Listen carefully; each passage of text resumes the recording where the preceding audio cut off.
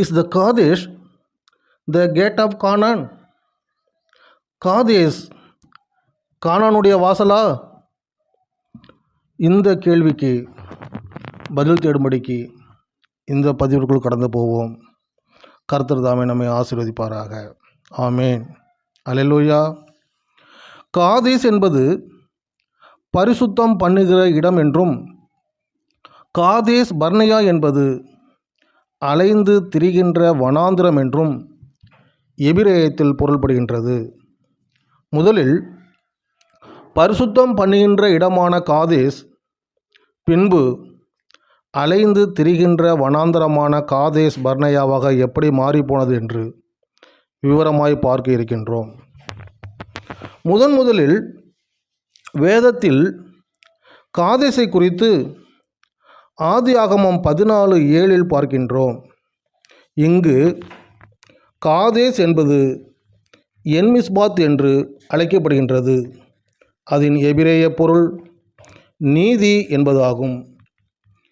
இஸ்ரவேலரை தேவன் எகிப்திலிருந்து மீட்டு கொண்டு வந்து செங்கடலை பிளந்து வெட்டாந்தரையில் நடப்பது போல் நடத்தி கொண்டு வந்து, பகலில் மேக ஸ்தம்பத்தினாலும் இரவில் அக்னி ஸ்தம்பத்தினாலும் நடத்தி, அற்புதங்களாலும் அதிசயங்களினாலும் பலத்த செய்கைகளினாலும் மாத்திரமல்ல, தேவன் தாமே ஓரேபிலே பேசி சாட்சி கொடுத்து, கண்மலையாகிய கிறிஸ்து தாமே தம்முடைய தண்ணீரினாலே ஜனங்களின் தாகம் தீர்த்து, கானானின் வாசலாகிய காதேசிலே கூட்டி சேர்த்து கானானுக்குள் பிரவேசிக்க கட்டளை கொடுத்தார். ஆனாலும் இஸ்ரவேலரோ அற்புதங்களால் வழி நடத்திய தேவனை, கிறிஸ்துவை விசுவாசிக்காமல் எமோரியரையும் ஏனாக்கியரையும் கண்டு பயந்து மோசேயை கல்லெறியும்படி துணிந்து திரும்பி எகிப்துக்கே போக மனதாயிருந்தார்கள்.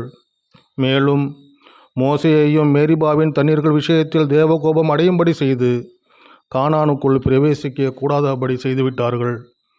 எவர்கள் எல்லாரும் முறுமறுத்தவர்களோ அவர்களில் 20 வயதிற்கு மேற்பட்ட அனைவரும் மரிக்கும் வரைக்கும் காதேசுக்குள் அலைந்து திரியும்படியாய் தேவன் செய்தார். இப்படியாக நீதியும் பரிசுத்தம் பண்ணுதலும் கானானின் வாசலுமாயிருந்த காதேசானது அலைந்து திரிகின்ற காதேஸ் பர்னேயா வனாந்தரமாய் மாறிப்போனது. காதேஷ் கானானுடைய வாசலாய் இருக்கிற இரகசியத்தை இப்பொழுது பார்ப்போம். ஆதியாகமம் அதிகாரம் 20 பார்க்கிறபடி, நம்முடைய விசுவாசத்தின் தகப்பனாகிய ஆபிரகாம் இந்த காதேசுக்கும் சூருக்கும் நடுவாக குடியேறி கேராரிலே குடியிருந்து சோதனைகளை ஜெயித்து, பின்பு கானானுக்குள் பிரவேசித்து பெயர் சபாவிலே தங்கி சதா காலமும் உள்ள தேவனாகிய கர்த்தருடைய நாமத்தை அவ்விடத்திலே தொழுது கொண்டான். அதேபோன்று வாக்குத்தத்தத்தின் பிள்ளையாகிய ஈசாக்கும் ஆதியாகமம் அதிகாரம் 26 எழுதியிருக்கிறபடி காதேசுக்கு அருகான கேராரிலே குடியிருந்து சோதிக்கப்பட்டு சோதனைகளை ஜெயித்து, பின்பு கானானுக்குள் பிரவேசித்து பெயர் சபாவிலே தங்கி அங்கே அவன் ஒரு பலிபீடத்தை கட்டி கர்த்தருடைய நாமத்தை தொழுது கொண்டு அங்கே தன் கூடாரத்தை போட்டான். இஸ்ரவேலும் காதேசின் சோதனைகளை ஜெயித்து பரிசுத்தமடைந்து காதேசின் வழியாய் கானானுக்குள் பிரவேசிக்க வேண்டும் என்பதே தேவனுடைய சித்தமாக இருந்தது.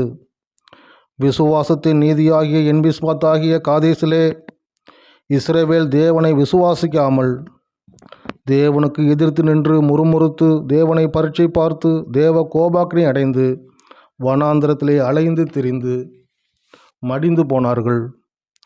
20 வயதிற்குட்பட்ட அவர்கள் சந்ததி மாத்திரம் கானானுக்குள் பிரவேசித்தார்கள். இதற்கு ஒப்பனையாக நீதியின் வாசலாகிய கிறிஸ்து இயேசு யோவான் 10:9 நானே வாசல், என் வழியாய் ஒருவன் உட்பிரவேசித்தால் அவன் ரட்சிக்கப்படுவான் என்றும், மேலும் வசனம் 7 நானே ஆடுகளுக்கு வாசல் என்று மெய்யாகவே மெய்யாகவே உங்களுக்கு சொல்கிறேன் என்றும் எழுதியிருக்கிறபடி, கானானாகிய பரம எருசலேமுக்கு நாம் பிரவேசிக்க வேண்டுமானால் வாசலாகிய கிறிஸ்து இயேசுவின் வழியாக மாத்திரமே பிரவேசிக்க முடியும். யோவான் 14:6 அதற்கு இயேசு, நானே வழியும் சத்தியமும் ஜீவனுமாயிருக்கிறேன். என்னாலே அல்லாமல் ஒருவனும் பிதாவினிடத்தில் வரான் என்று எழுதியிருக்கிறபடியும் அப்போஸ்தலர் 4:12 அவராலே அன்றி வேறு ஒருவராலும் ரட்சிப்பு இல்லை.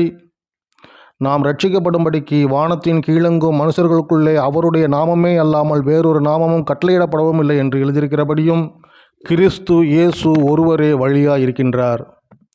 ஆகையால் பிரியமானவர்களே, யோவான் 8:32 சத்தியத்தையும் அறிவீர்கள், சத்தியம் உங்களை விடுதலையாக்கும் என்று எழுதியிருக்கிறதை இஸ்ரவேலர் அறியாதபடியினாலே அவர்கள் சத்தியத்தையும் கட்டளைகளையும் கற்பனைகளையும் அறியாதபடியினாலே ஆபிரகாமும் ஈசாக்கும் காதேசின் வழியாய் கானானுக்குள் பிரவேசத்தை அறியாதபடியினாலே இவர்கள் காதேசிலே விசுவாசம் இல்லாமல் சோரம்போய் அலைந்து திரிந்து கானானுக்குள் பிரவேசிக்க கூடாதபடிக்கு மாண்டு போனார்கள். அவர்கள் சந்ததி மாத்திரம் பிரவேசித்தது போல இப்பொழுதும் மெய்யான வாசலும் வழியுமாகிய கிறிஸ்து இயேசுவை அவர்கள் அறியாதிருந்து பரம எருசலேமாகிய கானானுக்கும் தேவனுடைய ஜீவனுக்கும் அந்நியராய் இருக்கிறார்கள். அவர்களுடைய ஆவிக்குரிய சந்ததியாகிய விசுவாச மார்க்கத்தாராகிய நாம் அவருடைய மாம்சத்தின் திரையின் வழியாய் பரம எருசலேமுக்கு பிரவேசிக்கும் கிருபையை பெற்றிருக்கிறோம். இறுதியாக எபிரேயர் 2:4 எழுதியிருக்கிறபடி அடையாளங்களினாலும் அற்புதங்களினாலும் பலவிதமான பலத்த செய்கைகளினாலும் தம்முடைய சித்தத்தின்படி பகிர்ந்து கொடுத்த பரிசுத்த ஆவியின் வரங்களினாலும் தேவன்தாமே சாட்சி கொடுத்ததுமாயிருக்கின்ற இவ்வளவு பெரியதான இரட்சிப்பை குறித்து நாம் கவலையற்றிருப்போமானால் தண்டனைக்கு எப்படி தப்பித்து கொள்ளுவோம்? ஆகையினால் பிரியமானவர்களே, நாம் விசுவாசத்தில் பலப்பட்டு இரட்சிப்பில் பூரணமடைந்து பரம கானானுக்குள் பரம எருசலேமுக்குள் பிரவேசிக்கும் கிருபையை பெற்றுக்கொள்ளுவோம். கர்த்தர் தாமே நம்மை ஆசீர்வதிப்பாராக. ஆமேன். அல்லேலூயா.